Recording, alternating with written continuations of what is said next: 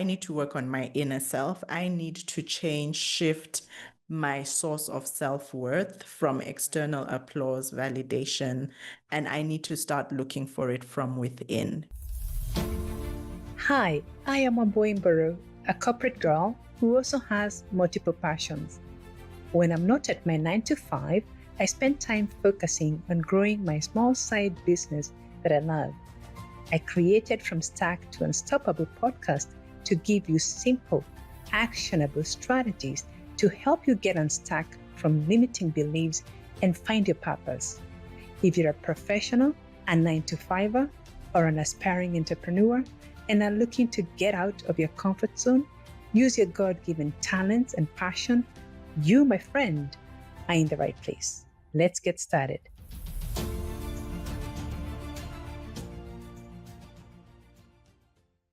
Welcome back to another episode of From Stack to Unstoppable podcast. I'm your host, Wambui Mburu, and today I'm joined by the incredible Rebecca Muriuki. Rebecca's journey is a powerful example of what it means to live in alignment with your purpose. From navigating moments of self-doubt to stepping into spaces where she once felt that she wasn't good enough. Rebecca has redefined what leadership means to herself, and she is inspiring other women to do the same. So without further ado, help me welcome Rebecca. Hi, Rebecca. It's so nice to have you on my show. Hi, Wambui. Thank you so much. I feel so honored to be here with your listeners on your incredible Start to Unstoppable podcast. Oh, you're welcome. So tell me, when people ask you, tell me a little bit about yourself. What do you tell them? Oh, that is such a good question. Sometimes I get tongue twisted, but I am a corporate exit and human design wealth mentor for women professionals who want to redefine what success means and really want to step away from climbing the corporate ladder and do so in a way that they can actually confidently exit their corporate jobs without losing income. That's what I do in a nutshell. I am an ex-associate director at one of the big four audit firms. I am also a mom of 3, which we all know is a full-time job. And I also have a partner that I live with. Awesome. Yeah, that's a full-time job, being a mom. Yes. I was there. I applaud you. Beautiful. Yeah, so tell us a little bit about the path that led you into being the first one, and we'll talk about the human design and to really what you do. What was the path? Oh, yes. We were just talking before we went live about evolution, and I was a stickler for climbing up the corporate ladder. In fact, I actually had a very successful leadership coaching program before I decided to call it quits and really step into a new meaning of life that was in alignment with my values. So back in 2020, when I had my twins, so 2 of my kids are twins, I had a lot of time with them because obviously it was lockdown, people were not allowed to visit, and there were so many points of reflection about whether I truly want to be doing what I am doing, because I could see the path to partnership, which is the typical path to, climbing up the ladder in a big 4 or corporate consulting firm. And I could see the lives that the partners were living, and I knew I didn't want that life. But I kept telling myself, just one more promotion, get yourself to director, and then you can call it quits. And, fate was not meant to be that way. But I really think I started to feel a pull in creating and designing a life that was in alignment with my values, because more and more as I continued in that corporate trajectory, my values took a backseat. And that is, family, fun, travel, freedom. And really, I would say freedom encapsulates what I believe life should look like for every single women out there. I just increasingly felt like my job was enclosing me, and it was great for, a good long run, like a good decade. It was great, achieve breaking ceilings, breaking barriers, achieving things that I never thought I would achieve as a young, Black woman in a predominantly, first of all, the profession I'm in is predominantly male and predominantly white male in this part of the world.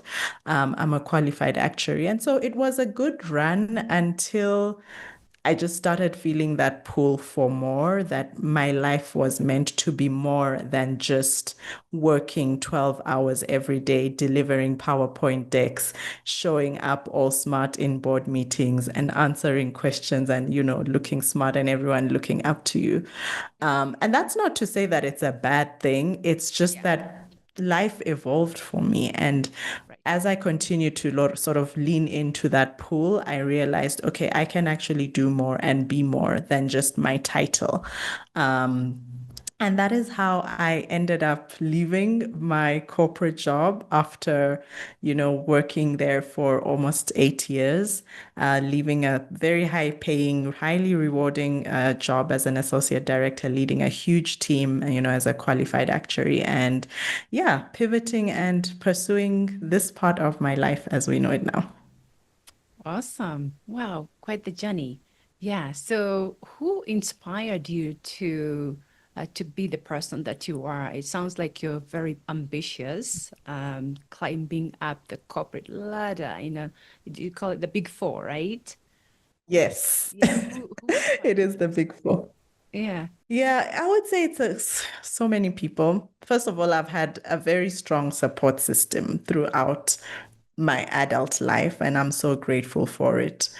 So my partner played a huge role in encouraging me, that I could do it. I came from, a typical background of African parents who were very pro education, very pro, like, only the best will do, Yes, I which know I don't know that. if I want to, you know it. I know it. I'm one of those kids from those parents who it was all about education. And my parents are teachers. So Yes. anyway, go ahead. Yeah, exactly, exactly. And it served me well, I would say, Yeah. the first sort of 18 to 20 years of my life.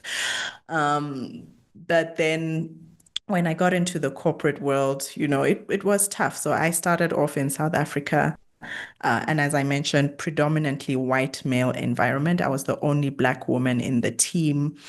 And so, in a way, it fueled me to think, you know what? Not only am I going to, first of all, qualify as an actuary, which is really, really hard or challenging to do, I am going to be so successful that people are going to ask me, how did you do it?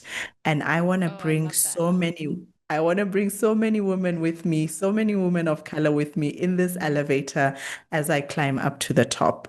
So there was a lot of sort of that sort of fuel that I wanted to just prove to the world Yeah. that women like me were just as smart, just as capable, just as deserving as Yeah. all the other people I saw in the room. And, for a good 5 years of my career, that was sort of what motivated me.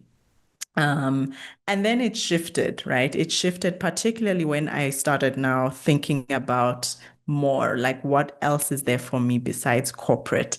And that's when I deliberately, so up till then, there were just people who were in my life by default, like my partner, my parents, who supported me, and of course, just being in that environment. And then after that, I then had to deliberately put myself in rooms where people were building life differently because up till that point, I did not know anyone who left a high paying, successful corporate career to venture into working for themselves, I did not know anyone who had built a successful business, for example.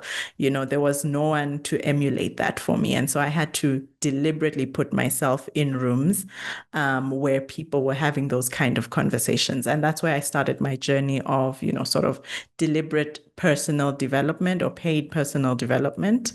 Um, And, I really look up to some of the women that I have worked with who have built incredible movements, incredible, coaching businesses. Some of them have gone into consulting, left very high paying Fortune 200 companies and built incredible, you know, results. And I think I look up to those women as much also because they have upheld their values for family, for some of the things that I also uphold, freedom, while Yeah. pursuing all those things, which up to that point, it almost felt like you had to trade. Like climbing up the corporate ladder, it felt like a trade. Like if you want to go up, because your time is limited, right? Yeah. If you want to climb up the corporate ladder and your boss calls you at 5:30 to prepare a PowerPoint deck for tomorrow, first of all, that means my kids are not going to see me for dinner. I'm not going to tuck them in. And there's a chance that I won't be able to drop them off to school. And I mean, I think those are some of the realities that Mhm. women face as they climb up that ladder. And I'm not saying it's wrong. I'm just saying if Yeah. it's not in aligned with your values, then you need to start thinking of whether you need to think differently and redefine what success truly means to you. So I know that's a long answer to the question you asked, but yeah, that's where I've drawn my inspiration from. That's good. It's a good long answer. It's good. There's no long answers here. Very good. Awesome. So yeah, so you were in these spaces where you were the only Black woman, right? How did you navigate? Did you sometimes ever feel imposter syndrome or self-doubt in these spaces? A lot. Mm. Yeah, a lot, especially in the first few years of my career, Mhm. because first of all, I wasn't expecting it, and up to then, I was in rooms where I was always being applauded, right? Yeah. My grades got me the applause, the sort of recognition. And when I got into corporate, not only was it a rude awakening that hard work was not going to get me very far, but Mhm. again, there was now this gender and this race difference that I had to deal with. Yeah. And so I had a lot of questions initially about, was I just being cherry picked, sort of to be the trophy girl in the Mm. team so that they could showcase, yeah, we've got diversity in our team and it's just one Black woman. Yeah. And so that was sort of a chip on my shoulder for, I would say, a good few years in my Mm. career until I started intentionally working on my personal self-development. Because up until then, I Mhm. had drawn a lot of my validation from external achievements. And when you are in a space like that, that validation is not going to give you the confidence, right? Yeah. Because it's not even there, right? People are not Right. recognized because, everyone else is working hard. Everyone else up to that point is nearly qualified or a qualified actuary. So qualifications, hard work really is not enough. Um, and I think also the conditioning in the way I was raised also played a role in me not being as visible as the other people in the room, right? You know how And we're how was taught that to conditioning? Yeah. Hmm. yeah, so how we're taught to sort of not speak back to elders, not you're kind of people don't say it, but it kind of implies you shouldn't challenge Yes. what someone who is senior to you says. And especially in corporate consulting, that is like total opposite of how to get ahead, people there get ahead by imposing their ideas, sharing their opinions very strongly and not being Using afraid. facts. Yeah. Exactly, not being afraid to challenge senior leadership because that's how we eventually create really great solutions Right. for our clients. Because the partners don't have all the solutions, right? That's why they hire people like us as analysts and consultants. So that also really affected my self-confidence Mhm. in the earlier stages of my career until I started to realize, okay, I need to work on my inner self. I need to change, shift, my source of self-worth from external applause, validation, and I need to start looking for it from within because I am worthy and I had to start believing I was not in that place because of my race, right? I had to Yes. start believing that I was just as good enough, just as deserving, whether people were saying it or not. And it takes, it takes a lot of mindset shifts, and it really takes a lot of intentionality in sort of doing that inner work. For sure. And there are women who are particularly not wanting to leave their 9 to 5. They may want to still stay in their 9 to 5 in the corporate jobs, and they're struggling with that kind of, within self-doubt. What tools would you give them? And I know you've talked about intentionality. What would you advise for those women who sometimes want to step into spaces where they feel like they're not good enough? What would you advise them? Yeah. First of all, I also coach some of my clients, and there's some clients who I'll advise and be like, you need to stay in corporate for at least another 10 years.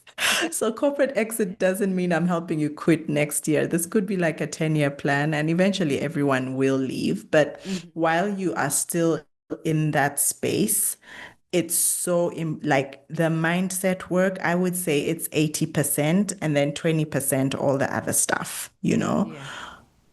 people, your perception, your perception in other people's eyes is going to be so key in you being able to self-promote yourself so that they can see you as worthy of that next leadership step, way more than how many deliverables you're able to punch through. And that comes from doing this inner work, right? Doing this personal development. If you've never done it intentionally, don't wait for your corporate employer to send you on a training. Start, listening to YouTube or watching YouTube videos where people are talking about these things, and really working on that, your subconscious mind and thinking, because that's going to be it's going to be your biggest asset, but it's also going to be your biggest self-saboteur if you're not intentionally working on it. For sure. Yeah. We are our own, everything we have is within us. And yet also we are our own worst, I don't know, want to say enemies, but we can sabotage a lot. And I know, Yeah. there are many, as I worked with leaders, I see that where Yeah. some people don't want maybe to speak up in meetings, but they really, like you said, it's all about validating yourself first and knowing that you are worthy to be in that space. So, Yes. yeah. Yes, absolutely. And Go ahead. yeah, and I was saying that's also where like human design came in because for the earlier years when I was doing my personal development work, I, leaned into teachings of, people like Bob Proctor, Mhm. Tony Roberts, which is great. But then I felt that the advice was also generic to some point. It's a great starting point, but it also felt very like a lot of blanket generic advice that I knew there must be something that is, customized or personalized because we don't all have the same things that we need to work on internally. Every single one of us has different strengths, different challenges, different life lessons. And that's where now human design came in to really illuminate where were the areas of self-sabotage, where were the areas of my strengths that I needed to amplify, sort of my superpowers, and how I was here to lead and to create an impact, and how others are meant to experience me, not in a way where I am forcing someone else's advice on, how to show up and be visible in work. And that's where the magic of human design came into my life. That's awesome. So in your coaching program, you use human design? Yeah, so it's up and coming. I actually cross human back in COVID when I really started to be very intentional on my personal development. But then I was like, how can this system tell me who I am just based on my birth data? So I dismissed it. And then it came back into my life a few years later when one of my coaches reintroduced it in her programs.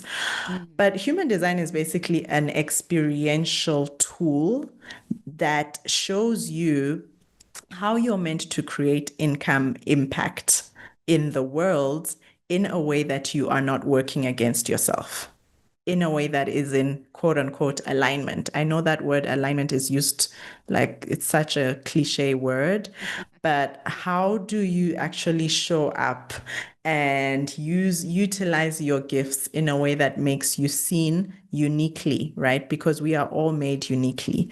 And that's what human design is all about. And, the source, or it comes from many different sort of ancient philosophies, quantum physics, astrology. Some people like to say it's a combination of excuse me.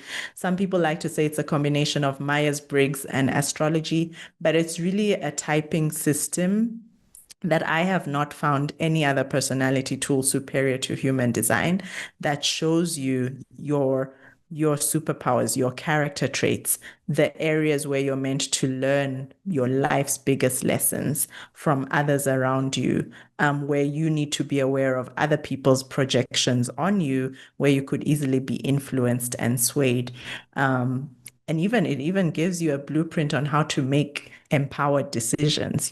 So it's such a beautiful system that is unique to each person.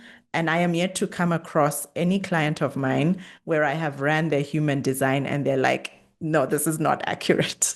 Oh, wow. Every single client is like, how do you know? Like, how does this thing know this You're about reading my me? mind. Yeah. Yes, exactly. Yeah.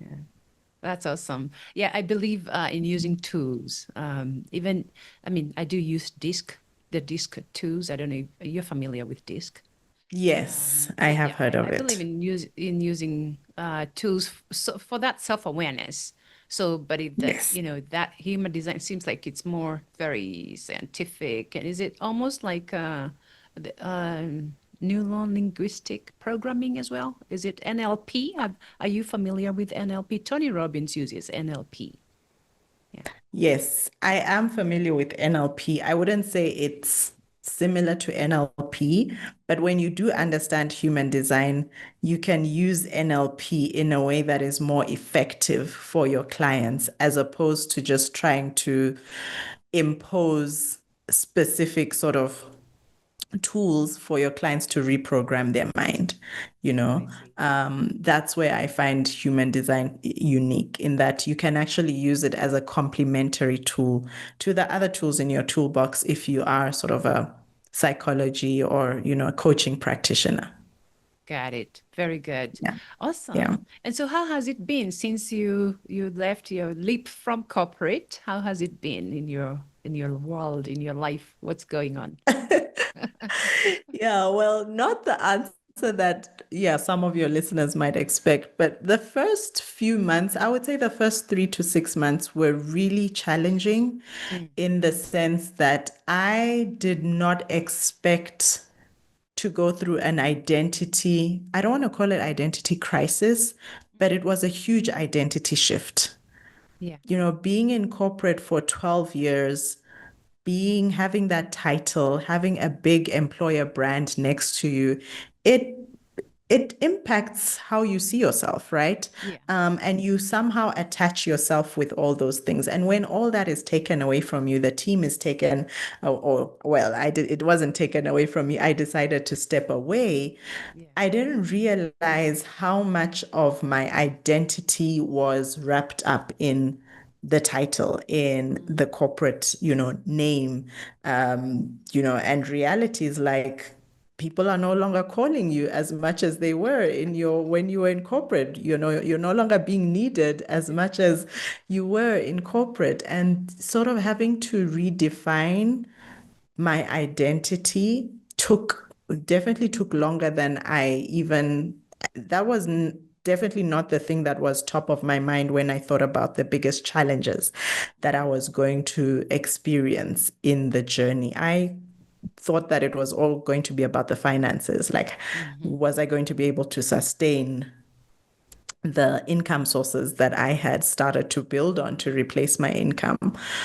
So that is something that I also work with a lot with my clients, even while they are still in corporate, and really start to help them create an independent identity where they are not, again, their confidence is not tied to the title they have or the employer where they work.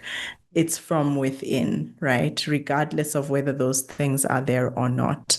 And that's something that, I still am working towards every single day since I left very intentionally. Mm-hmm. I think the freedom is one of the things, as I said, it's one of my biggest values.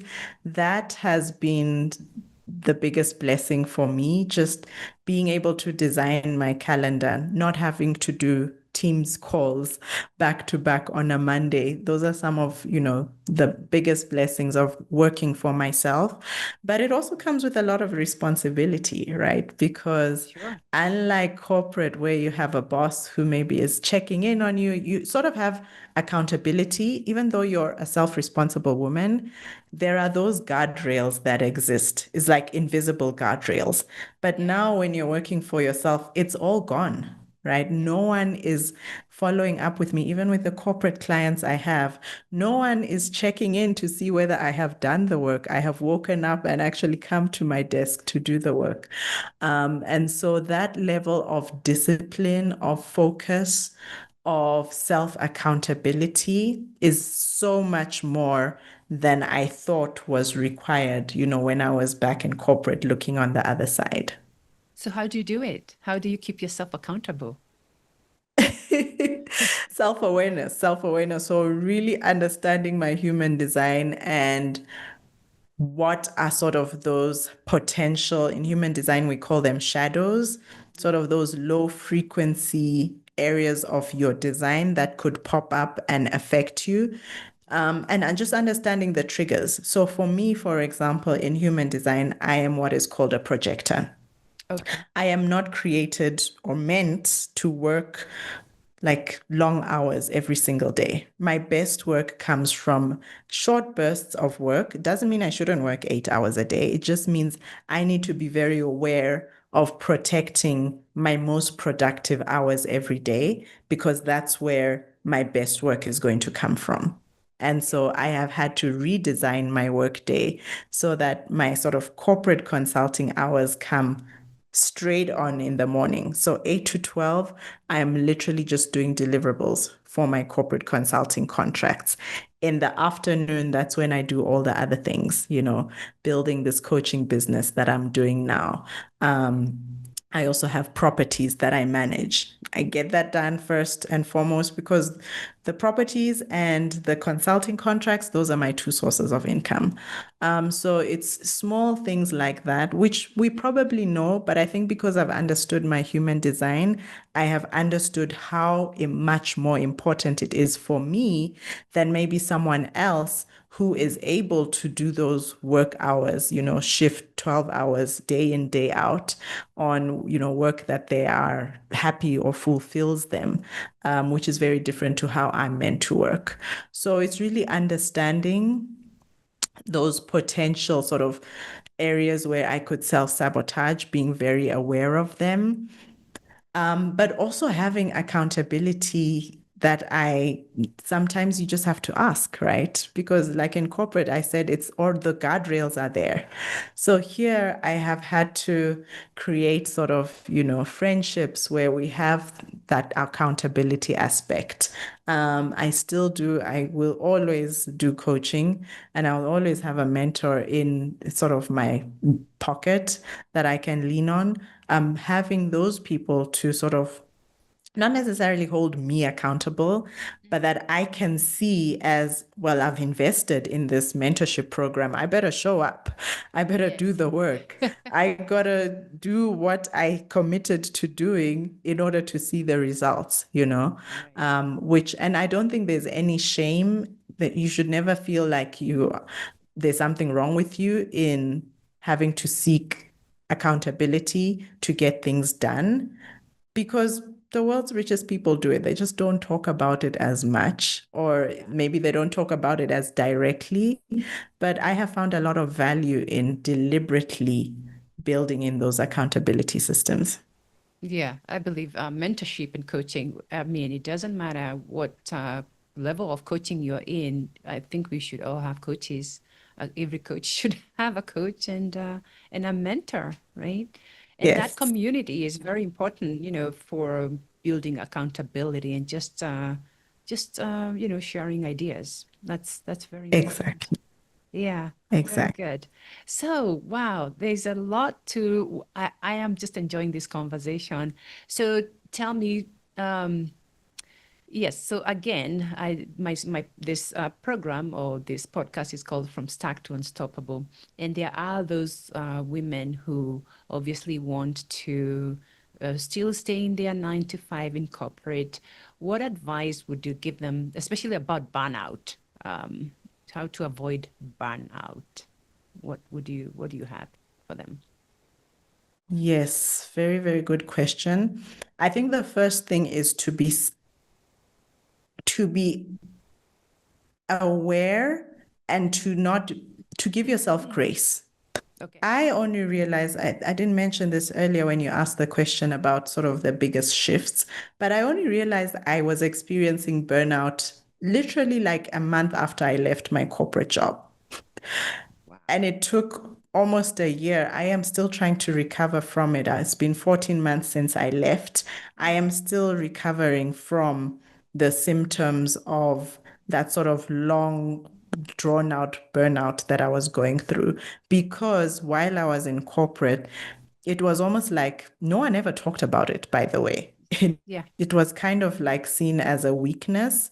And I think that's where, as women, we need to relook at at how we see burnout, because it's actually a sign that you're performing very well most of the Mm, time. You've just gone into extreme overperformance drive, and now it's affecting your well-being and potentially your health. So I would say just don't give yourself grace, right? And also notice the signs. For me, the signs were started creeping up while I was serving my notice. I had a lot of inflammation that just came from nowhere. I was not sleeping as well as I usually do. And that's when sort of the warning signs or those bells started ringing, like, okay, there's definitely something wrong. And when I started having conversations with, some of my friends and support system, that's when they helped me identify what I was experiencing as burnout. And mhm. initially I wanted to I didn't want to accept it. So I think it's giving yourself that grace, noticing those signs in sort of your health and well-being patterns, and also in your relationships. Your relationships, especially your significant relationships, are the ones that suffer the most when corporate women are going through burnout. So notice when there are visible changes. Maybe you've not spent, maybe you've canceled the last few date nights in the last few months, for example, because of work. And how is that affecting your relationship? Maybe you've not been spending as much time with your kids in the evening. And then the journey to recovery, excuse me, I think it also depends on how extreme that level of exhaustion is that you're experiencing. On Right. the extreme case, you might need to take a sabbatical time off, Hmm. and how do you start planning for that, especially financially, so that you are able to take time off without a sort of big hit or dent on your lifestyle. That's on the extreme end. On the other end, what I found to be really helpful, particularly in the last few months of my corporate career, was finding joy in small things that I could put into my work days and my weekends. So I Okay. remember one of the things I started doing very religiously was tennis on Wednesdays at 5 o'clock. And I blocked my calendar literally 5 to 6:30. No one could put in calls, right? And sometimes it meant having calls afterwards. I was okay with that because I was finding joy in short moments of time in something that I really enjoyed.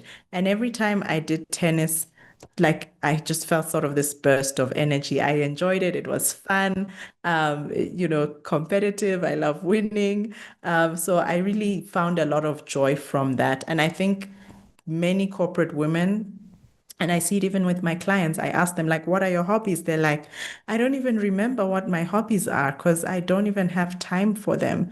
So, what are those things that, light you up? And maybe it's time to do that sort of energy audit. What are the things that light you up currently? If there's nothing, then what are the things that you used to do that you couldn't bring back, right? Not necessarily things that are going to take so much time. And what are the things that drain you, right? That you have control over, that you could replace those things with the energy sort of energy givers. So that's definitely an exercise that helped me, just finding space to do those things. And then being very protective over my rest times. So I started to track how many hours of sleep I was getting in. I started to be very deliberate about the last hour before I went to bed. And I started to be very, very protective over that time, which sometimes it's hard to do, especially if you're in a busy period in your corporate job. But when you can do it, like on weekends, just be so intentional about it instead of, being on TikTok scrolling for an hour and then struggling to sleep afterwards. So true. Having boundaries. And I like that auditing of Yes. your energy, where that does that. And I Yes. believe energy is needed, especially our physical bodies need that energy so we can apply it into other areas of our lives. So I like the fact that you block time for your tennis. Sometimes what I do is just, if I'm tired of sitting down, I just, just kind of dance and do things and be crazy and all that, just to bring in I that love that. energy, to bring the energy.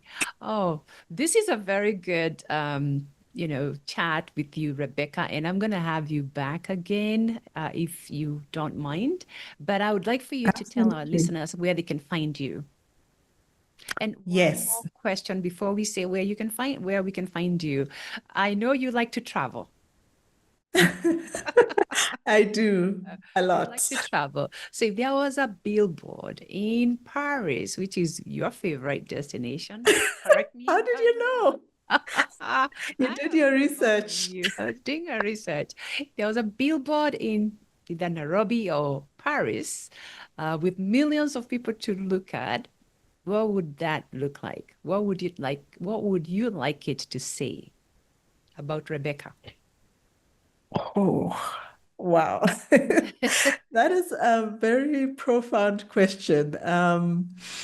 What I would like it to say about me. So it's like Like they about are you. showcasing me. Hmm. Hmm. Um,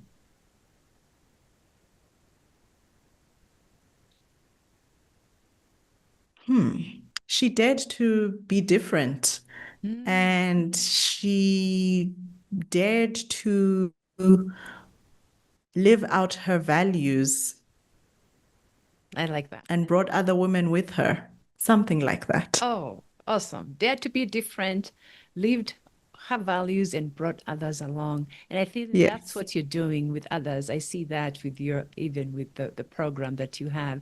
So now tell us where we can find you. Yes, absolutely. So I have a special gift for your listeners. Okay. It is a private podcast series. That's the best way to connect with me. It is called The New Economy. So go to richwomanrevolution.com/podcast. And in this podcast series, I really help you understand the new ways of earning money without necessarily being tied to a paycheck, right? Every one of us, I am sure, wants financial freedom, whether you intend to stay in your corporate job for 5 months, 5 years, or 20 years. And this private training series is really going to short bursts of audio notes you can listen to in traffic on your way to work is really going to open up your mind to the new way of earning and of truly stepping into your next level of living in a way that is in alignment with your values, and without necessarily having to lose out on your income. And I talk about human design in this series, and I have a few goodies in there as well, including a financial freedom tracker that your listeners can use to sort of start to work on their goals to that financial freedom that I know we all want. I like that. So we're going to put that in our show notes, the link to that product. And then, yeah, I believe that we all need, I mean, not all, maybe not all of us, but I think it's important to have multiple streams of income. So nothing wrong about that. Yes, yes. And we're all going to leave corporate one day. Yes. No one is going to stay in corporate forever. So For sure. start planning for your life outside of corporate now. Right. Oh, Yeah. very good. Awesome. Thank you so much for having this chat with me, Rebecca. I really appreciate it. Thank you so much, Wambui, for having me. So there you have it. Rebecca reminds us that living authentically isn't something that we stumble upon. It is something that we must embody even in the face of self-doubt. I hope you're walking away energized and inspired as much as I was. So share this podcast with a friend, share it with someone you think might benefit from, and leave us a comment. And until next time, take care.